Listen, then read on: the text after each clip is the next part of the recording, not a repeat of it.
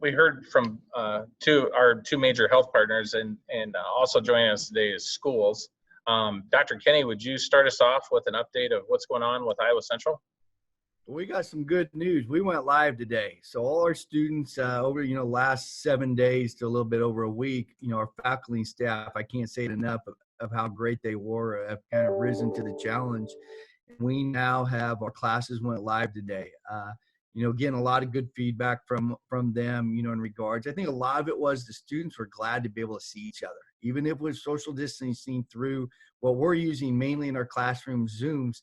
They're seeing people, they're talking to their buddies again and things like that. So had a lot of great feedback throughout today, in regards to that. Continue to need to update our services, how we're providing education, tutoring, things like that. So we kind of changed day to day in regards to that. Been able to keep up with our faculty and staff real easy, and definitely our students into that.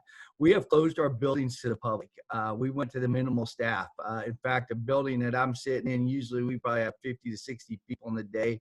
We're down today. We have about 8 of us floating around this building itself, mainly because to help that. We really pushed remote staff and getting staff at home at working.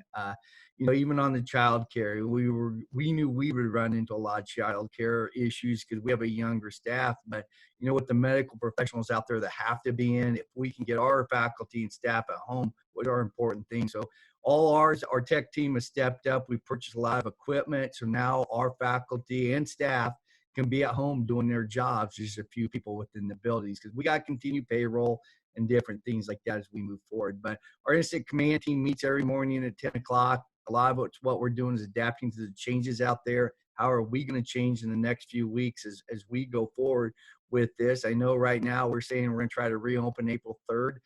We're going to be evaluating that through this week, and definitely probably pushing some dates back as we continue to move forward. But, I think the most important one we got today, or a picture I got, was our nursing students. We got to continue to educate our workforce, our future workforce. So we got to keep pushing forward to get the welders out there to the community. Our nurses, the nursing students that we have, getting them trained, getting them ready to start facing and coming out and be able to fill those critical positions coming up into the future. But we continue to monitor it. As I say, I can't thank our faculty, staff enough. It's been amazing what they've come forward with and how they just kind of thinking outside the box. So we're excited. A lot of good things going on here. At Iowa Central, we'll continue to push forward to create the workforce for the future. You got a big campus, Dan. How are you dealing with cleaning your facilities and dealing with all the stuff you might have to get cleaned up before you can even look to the future of having people back in the school? We're keeping up on it, thanks to our custodial staff and what they're doing. So one of the things that we instituted here, we've already started deep cleaning our facilities as people have moved off. Unfortunately, I know people have to come on, but instead of going in and deep cleaning it every night, we've set up a system where there's a door hanger like you see in a hotel. It's on the door and says this area has been cleaned. So our maintenance crew can walk through in the evening and say, hey, this faculty member came back, got some stuff out of their office, so they can go in there and deep clean that. So we're continuing to monitor that, just to A, keep it clean, but B, to be able to get it ready to be reopened up. We don't need them, because you said we've got a lot of buildings, a lot of offices. So every morning I come on, my cleaned office sign is on my door. I remove it and I'll come back and clean it this evening in regards to that. But that crew has done a great job. Definitely, as we continue to try to stop this spread within our communities. Awesome. Thanks for the update, Dr. Kenny. Dr. Ulrich, with Fort Dodge Schools, would you care to give us a quick update of what's going on with the school system? Absolutely. We as well are down to a limited number of our essential staff on site. We are getting a couple of questions of why are there people in the parking lots? Well, we have essential staff, so they have to drive to work and come into the buildings. But we have severely limited the number of people within the building down to they're there for a specific purpose. Our grab and go lunches are continuing to operate. Those locations are at Riverside, Cooper, Duncombe, and Butler Elementaries. The grab and go options are for children ages 0 to 18. Doesn't matter your income level. It doesn't matter where you go to school. Currently, we're serving just under 500 meals a day, which are fairly successful. We are getting questions about, well, could we possibly utilize this to feed the elderly or some other populations or groups? We have to follow USDA guidelines. So the guidelines right now, until we're told differently, are the 0 to 18, no questions asked students coming up for those meals. Teachers are communicating with families about enrichment activities that kids can do at home. Just a reminder that these are optional, they're not graded, they're not part of their coursework, etc. Honestly, the most important thing families can do right now is to connect with each other and monitor the social and emotional well-being of their children. Again, this isn't a competition, and parents aren't going to be judged on the activities. I know there's some social media pressure, just like when you see all your friends in Cancun on a vacation and wishing you were in Cancun. Well, just because your friends are posting great activities or their kids doing things that you're not able to do doesn't mean that you're a bad parent. In a minimum, if you can simply have your kids read 20 minutes a day, that's going to make a positive difference when they do come back. We are preparing for students' return April 13th. I'm going to be bluntly honest with everybody that it does us no good to speculate otherwise. And when you look at how quickly things are changing, literally hour by hour, reality is we're nearly 20 days away from potentially welcoming students back. So it's really wasted energy to try to predict and well, what ifs and all of those types of things. And finally, I just want to thank our staff who continue to work on a day-to-day basis, serving our students and families who are not in our walls right now, but that doesn't mean that serving students ends. So a big shout out to them who continue to serve our families. Great message. Thanks, Dr. Olger. I noticed one thing, I heard that you guys are going to continue to pay your staff, and I know that was probably a decision that you and the board had to work through. Can you tell us a little bit about that? And I personally think that's fantastic that you're doing that. Yeah, I appreciate that. The silver lining for schools in this whole thing is a reminder that we are so much more than a school. We are truly an economic driver within Fort Dodge and within our region. We're the second largest employer when you include substitutes, et cetera. We employ over 700 people.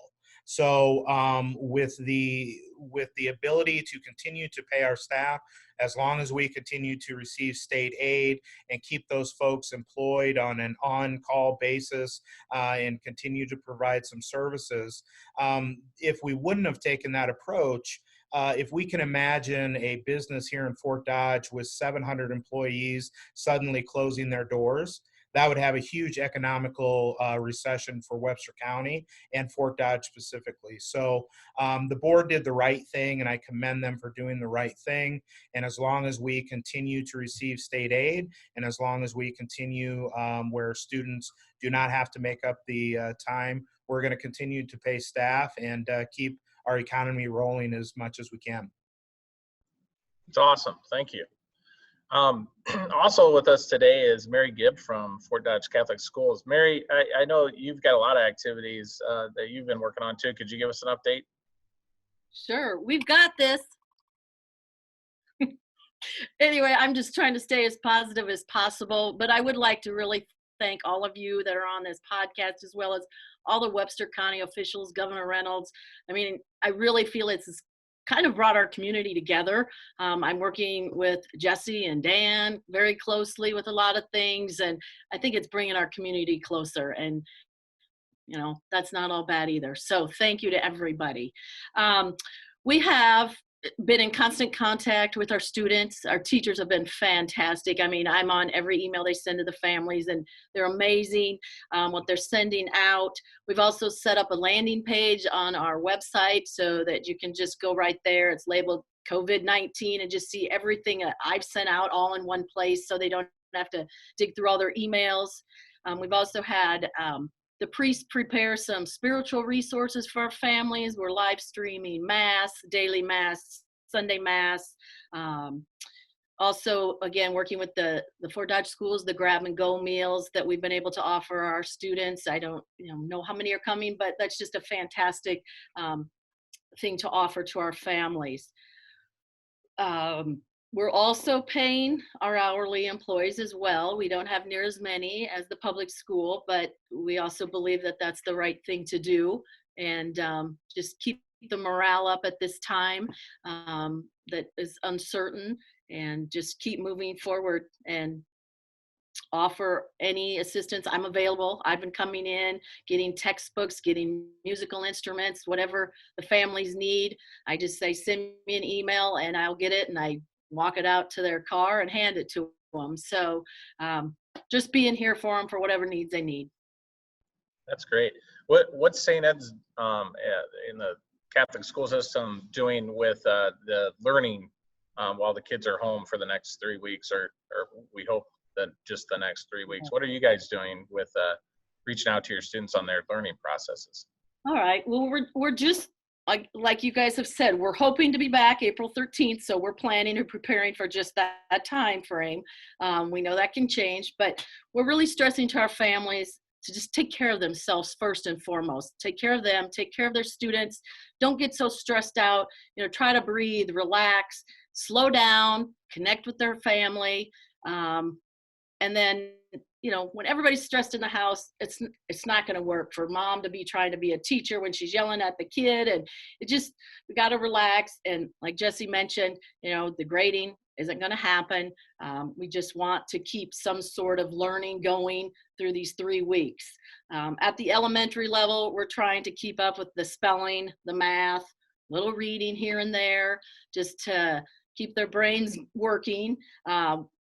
That's through email. We also have some packets available if a family doesn't have internet. Middle school and high school, all our 8th through 12th graders have their own computers, so the teachers are emailing them through Google Classroom, also emails. I think the 6th and 7th graders are just making TikTok videos, so whatever works for them, I guess. But no, in all seriousness, their teachers are also providing them daily emails and just everything to keep their minds working and engaged. Next week, I've got a couple things planned, kind of fun activities, virtual activities for the students to get engaged in, just to give them something to look forward to. Our students aren't used to staying in the house all day, every day for 4 weeks. So we need a little sunshine. We need some nice weather so they can get out and just run around in their yards and jump on a trampoline by themselves. I don't know, but just keep it going in the right direction. Be positive. So I'm just here for all my families if they need anything. And we'll get through this. I just keep telling them this will pass. We'll get there. Awesome. Thanks to all three of the schools for joining us today. It sounds like you all have great things going on, not only with your students, but your staff, and really appreciate the update from our schools.